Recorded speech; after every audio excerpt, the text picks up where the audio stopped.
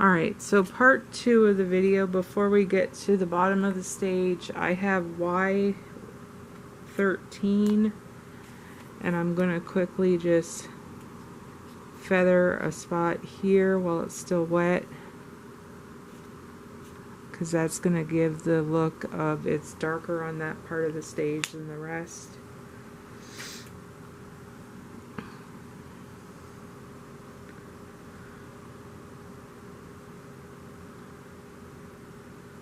And then here we are going to take E460 and E450 again, and we're going to do the front of the stage. And we're not putting any shadows here around his binoculars because they are in the air up in the balcony, so it's not going to give shadows from them at all on the stage. So how I do the lighting here is the lighting's not going to extend that far out,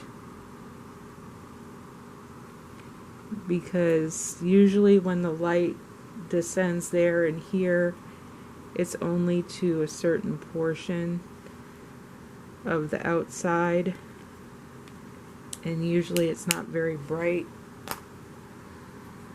Unless it's a fire or something else, it might extend a little bit more out.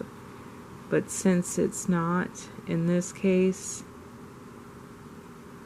we're going to go over like that. So that way it gives that illusion that the light's coming out a little ways on the stage there. So that is that portion. And then for the rest of the chandelier, what we're going to do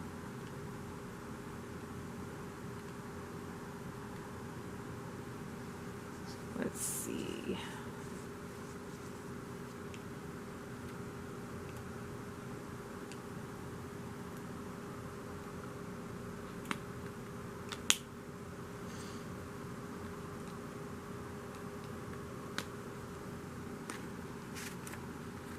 Is because the lighter portion of the light is going to be here. We're going to try to avoid smudging that while it's still drying.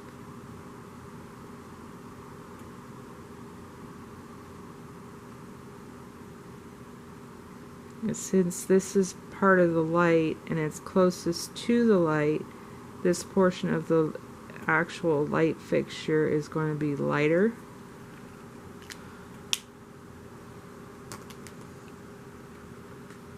And that was YR1, and now I have YR, or not YR, sorry, Y9, Y8, and Y7. So 9 being the lightest, we're going to quickly do this. It's just a tad darker than what I used with the YR1. So again, it's going to be a little bit lighter.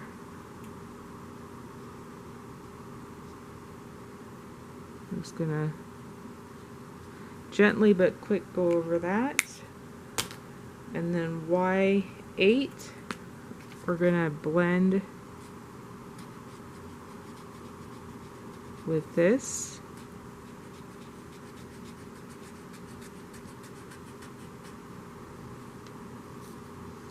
And it doesn't have to be perfect because light's never perfect.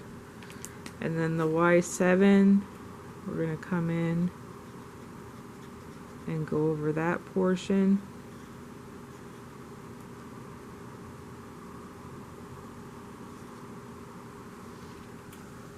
And once it dries, you'll get a better vision of it.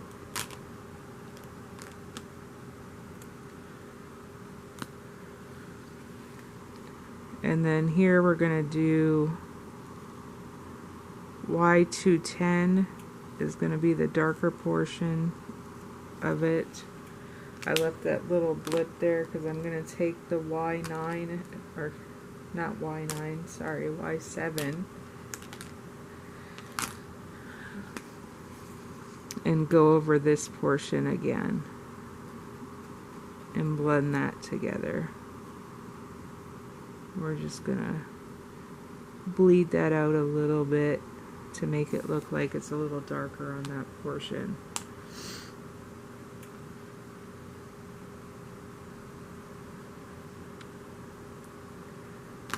Now, I'm not sure what those beads are supposed to be at the top there, but we're just going to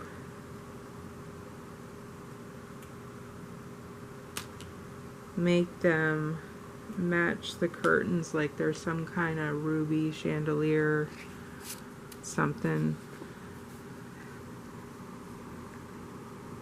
So we're going to take our Y8 and just color half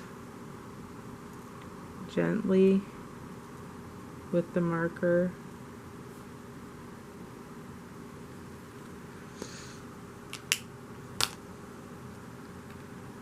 And then we're going to take the R2, or as it's in the new codes, the R014, and go back over.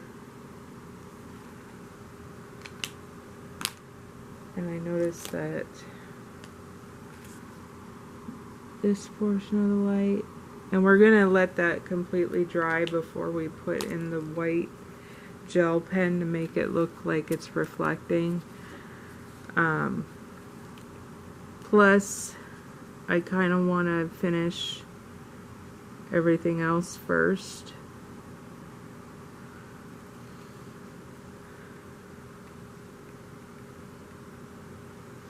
So,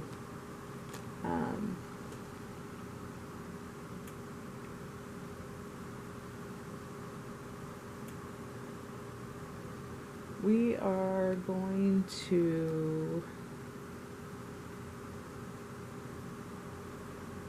let's see how we can do the floor here.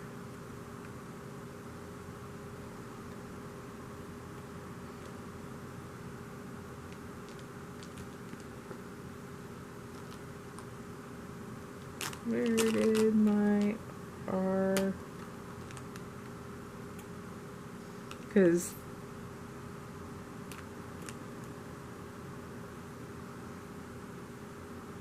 okay, so we're going to do the E413. I think this used to be E310, if I remember right.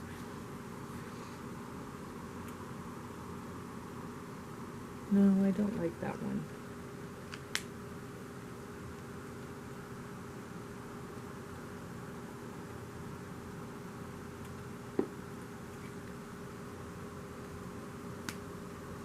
Actually, we'll do this one. It's a little bit lighter, but it's E260. Not sure what it is in the newer colors, but we're going to color the stage itself a little bit lighter than everything else.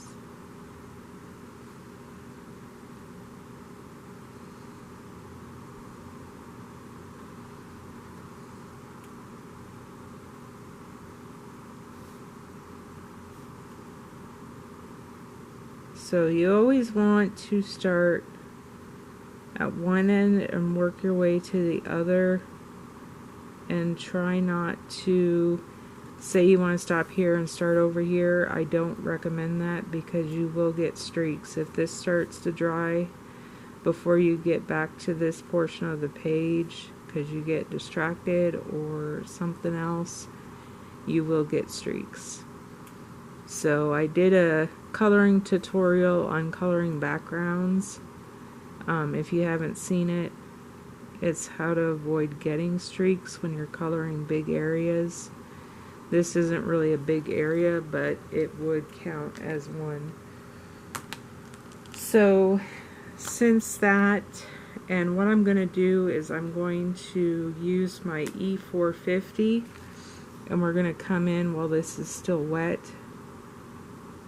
And we're just going to lightly go over the outside, so it given that illusion that it's the shadow. And her shadow is going to be a little bit wider on this side because it's on the opposite side.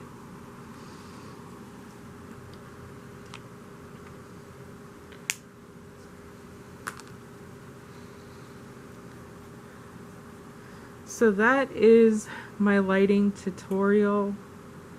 I would go ahead and just color the rest of the page with you guys, but right now it needs to dry, and I think it's better off that we leave it like this.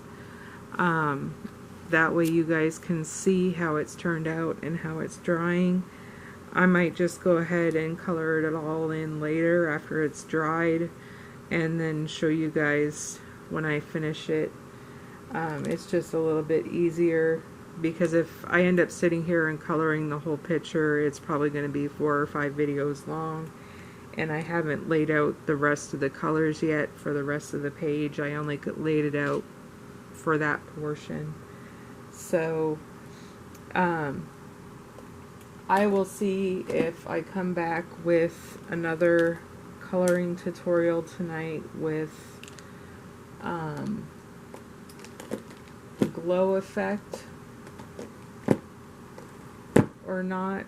Like, say I do really want to practice that before I do it again, but I'm also kind of itching to do it for you guys without practicing again.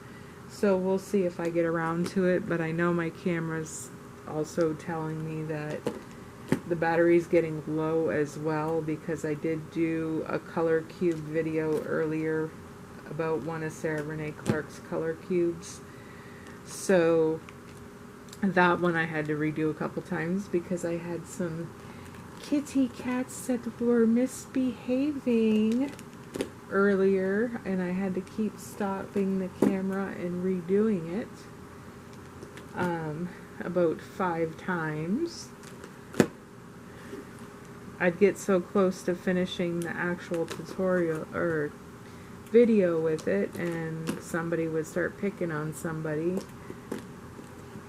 So since I don't have any editing or way to edit, maybe someday if I get some money I'll look into getting a editing program, but that just seems like it would be too much work, and I'm not looking to do that really. I just want to have fun color and give you guys tutorials and just have fun and keep it all raw, so to speak, instead of having to edit and edit, because I see people who edit their videos and I don't know how much patience they have to do that, but to each their own, really, right? So I know a lot of you have told me in comments and also messages that you like my videos the way they are, because it just seems so much better, and it's, you know, there's nothing to hide if I make a mistake. So I kind of like it that way too when I watch other people's videos. But anyway, I'm going to finish letting this dry. I hope that made sense to you guys on the different layers of lighting and how it's done. You can still see up here how it's drying, and here the shadows. So I hope that was helpful for all you guys. So thank you for watching. Take care, everybody. I hope you had a good weekend, and I will catch you in the next video. Bye for now.